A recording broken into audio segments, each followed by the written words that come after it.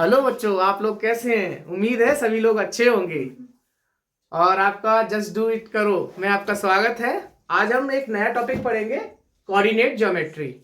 इसके छोटे छोटे से पॉइंट हैं जो कि आप बहुत जल्दी से समझ पाओगे और आपका टाइम भी बचेगा।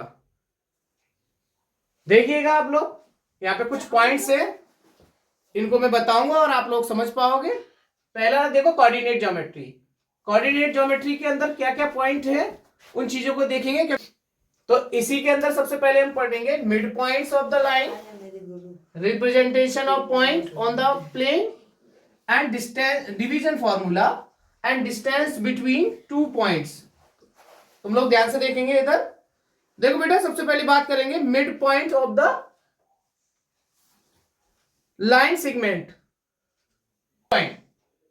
जैसे कि आपका कोई लाइन दे रखा है,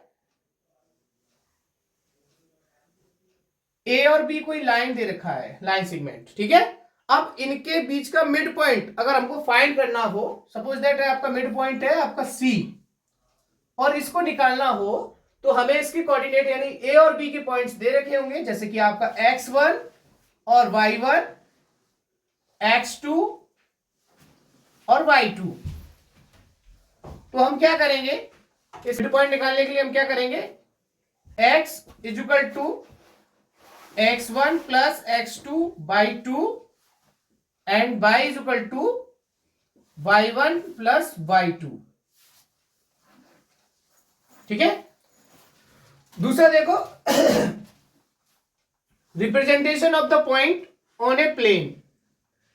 इसमें कोई पॉइंट निकालने के लिए हमें सबसे पहले पता होना चाहिए, तो इसके लिए एंटी क्लॉकवाइज देखेंगे। ये होता हमारा फर्स्ट क्वाड्रेंट, ये होता हमारा सेकंड क्वाड्रेंट, ये होता हमारा थर्ड क्वाड्रेंट और ये होता हमारा फोर्थ क्वाड्रेंट। ये जो लाइन दे रखी है आपकी हॉरिजॉन्टल लाइन, ये कहलाती है एक्स एक्सिस, और ये वाली लाइन जो कहलाती है आपकी वाई एक्सिस। तो आप देखेंगे फर्स्ट क्वाड्रेंट में जो भी हमारे निर्देशांक होंगे, यानी जो भी हमारे कोऑर्डिनेट पॉइंट होंगे, वो दोनों पॉजिटिव होते हैं, एक्स और वाई। इसमें आपका एक्स माइनस होता है और जो वाई के कोऑर्डिनेट होंगे वो पॉजिटिव होगा।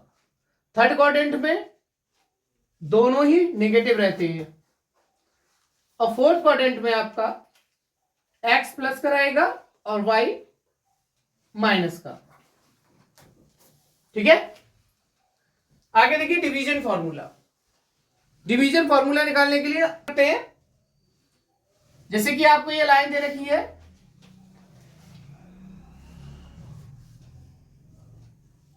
और इसमें भी पॉइंट दे रखा है जैसे कि सी, और यहां पे कुछ रेशियो दिया होता है, क्योंकि हमें डिवीजन फॉर्मूला है तो निकालना पड़ेगा, उसमें रेशियो की जरूरत पड़ेगी, ठीक है। तो थोड़ा सा देखेंगे आप लोग। ये हमने मान लिया m, यहां पे डिवीजन हो रहा है, ये n, ठीक है। अब इसका फॉर्मूला क्या होता है, तो x is equal to m। पहले इसके निर्देशांक हमें पता होना चाहिए। निर्देशांक अगर दे रखे तो हम नहीं है, तो यहां पे हम मान लेते x1 और y1, x2 और y2, ठीक है। अब हम इसका फॉर्मूला निकालेंगे, तो जब इसके हमें निकालना है और ये रेशियो दे रखा है, तो फॉर्मूला लगेगा x is equal to m x2 plus n x1 upon m plus n।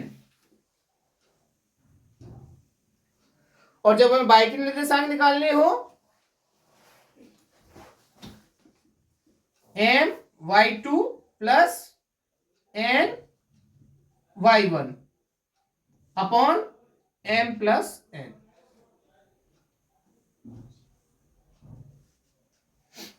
तो इसके आप निर्देशांक ये निकाल लेंगे। Distance between two point. अब हमें अगर डिस्टेंस दे रखी है, ये दो पॉइंट दे रखे हैं, मान लीजिए आपको कोई पॉइंट दे रखा है, जैसे हमने मान लिया ए और बी, और इनके बीच की डिस्टेंस निकालनी हो, तो इसके लिए हम यूज करेंगे डिस्टेंस फॉर्मूला।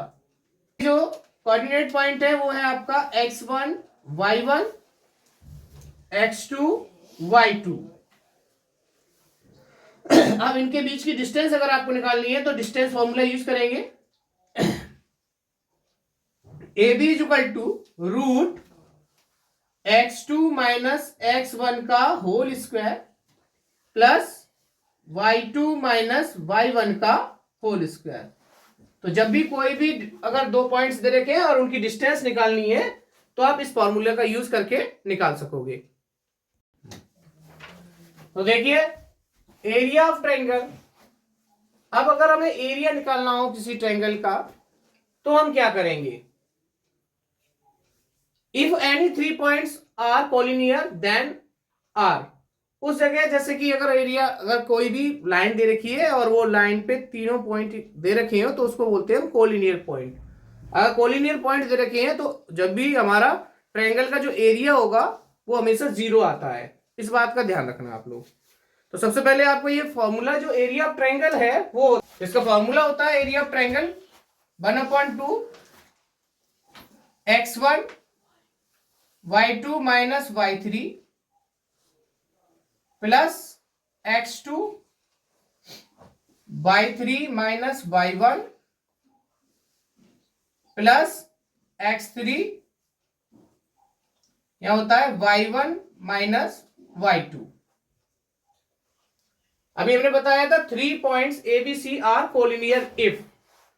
3 पॉइंट कोलिनियर जब ही होंगे जब आपके एक लाइन पे दे रखे हो, जैसे ये मान लीजिए ए बी और सी, ये एक लाइन पे दे रखे हैं तो ये आपके क्या कहलाएंगे? Collinear points. इसमें आप देखेंगे जैसे कि हमने इसकी डिस्टेंस ली और इसकी डिस्टेंस ली तो वो बराबर होगी किसके? AC की। इस चीज का आप लोग ध्यान देंगे। आगे दिया है कोऑर्डिनेट ऑफ सेंट्रॉइड। जब कोई ट्रायंगल दे रखा है और उसके अगर आपको सेंट्रॉइड यानी सेंटर निकालना हो तो इसके जैसे पॉइंट दे रखे हैं, यहाँ पे ट्रायंगल दे रखा है, इसके हमने पॉइंट मान लिए A B और C, इसके कोऑर्डिनेट पॉइंट दे रखे हैं x1 y1 x2 y2 x3 y3। तो हमको अगर ये सेंट्रॉइड निकालना हो तो हम क्या करते हैं? फॉर्मूले का यूज करेंगे। जो फॉर्मूला है बहुत जरूरी है, इसको याद रखना। x is equal to x1 plus x2 plus x3 by 3। इससे हम क्या करेंगे? x के कोऑर्डिनेट पॉइंट निकालेंगे, इसी तरीके से y के निकालेंगे तो आ जाएगा y1 plus y2 plus y3 upon 3। इस तरीके से हम अपने y के निर्देशांक निकाल लेंगे। आशा करता हूं कि आप लोग कोऑर्डिनेट ज्योमेट्री को आसानी से समझ पाए होंगे। अगर कोई भी अगर प्रॉब्लम हो कमेंट्स कीजिएगा ताकि मैं उस प्रॉब्लम को सॉल्व कर सकूं। और अगली वीडियो में मिलेंगे, तब तक पढ़ो लिखो और जस्ट डू इट करो। Thanks for watching.